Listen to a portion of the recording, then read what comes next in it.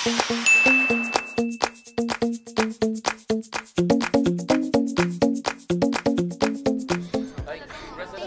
anak! Thank you. Salamat. Thank you. Ikay! Ikay! Congrats sa atin. Kayo, nagtapos na rin kayo, ha? Ate Erica! Sa inyo, ha? Thank you po. Sa inyo din. Saan ka? Hi! I have something for you. Nag-abala ka pa. Sa'yo niyo. Thank you. Ay, Ma! Pa! Si Ate Erica po. Siya po yung nagsulat ng article sa Young Achievers. Wow. Congratulations. Thank you po. Thank you for writing about my son and congrats. Ikaw pala si Tristan na ikukwento ka sa amin ni Ikay. Tristan, congratulations din sa iyo, ha? At maraming salamat sa mga kabaitan mo sa anak namin. Thank you. Ikay! Picture tayo! Family! picture Doon! tayo. Maganda doon! Oo. O sige, doon tayo sa gilid. O, mauna muna kami, ha? Tara! Picture tayo doon! Doon po! I-timer mo. Tristan! Timer mo. Kuya, dito ka nga. Sige. Okay, game! Let's go. Let's go na. Let's go na. Isa pa, One more! One, two... Nakatakas ang lindol ang naramdaman sa Metro Manila ang paglalim sa ibang parte ng Luzon tungkol ng 10 ang patay, kabilang ang 5 estudyante ng Central Mindanao University, habang 42 naman ang sugatan.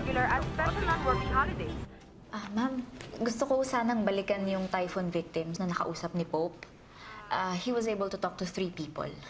Medyo limited lang ko kasi yung time niya nun, pero marami na po akong cover na touching stories dun. Hanapan mo ng magandang angle, ha? Follow up din sa mga buhay nila after ng bagyo. Ma'am, ako po yung sa result ng DNA test.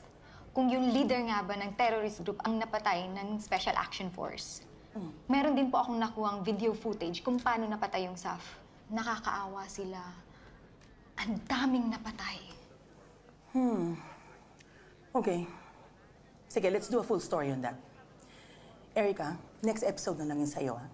Pero dahil hindi nakuha yung story mo, ikaw na lang mag-voice over ng mga AV. Alright? Anything else? Nothing more. Alright.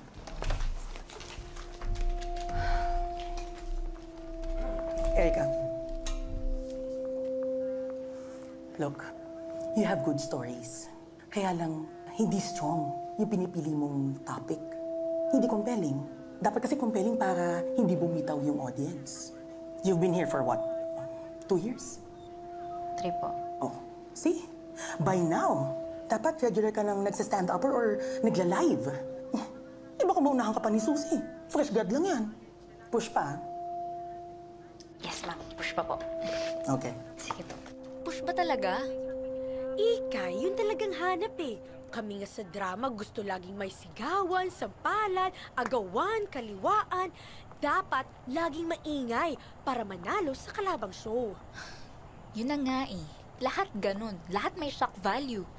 Gusto ko namang maiba. Alam mo, Ikay, kung di ka na masaya, di sama ka na sa Cambodia. Madami daw opening dun sa prod and media. Ay grabe, naipasok mo talaga yun, no? Hindi ko naman sinasabing gusto ko ng mga ibang bansa. Ay, speaking of, kailangan na natin bumalik sa network. Ay, oo nga, tara. O tara, sabay-sabay na tayo. Sige. Andre, hindi ka ba malinis na? Hoy! Loko ka! Hoy! Puro ba yun? Oo, tama, sabi mo! Nalilita ka ba sa akin? Nagigigil ako sa'yo eh! Oo, sabakan na lang ako, ano?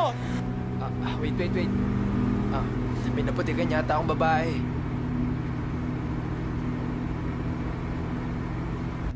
Kaso hindi ko na mabalikan. Arlene has been messaging me. Nagpa-follow up siya para dun sa guest list for the wedding. Hindi niya ba alam na I'm out of the country? Han, ikaw na mag-asikaso niyan. Alam mo namang marami kaming Hinahabol na deadlines eh. Yeah.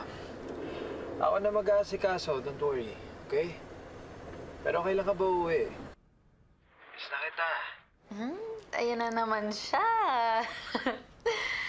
O sige na, Han. I have to work pa eh. Hey. I love you. I love you too.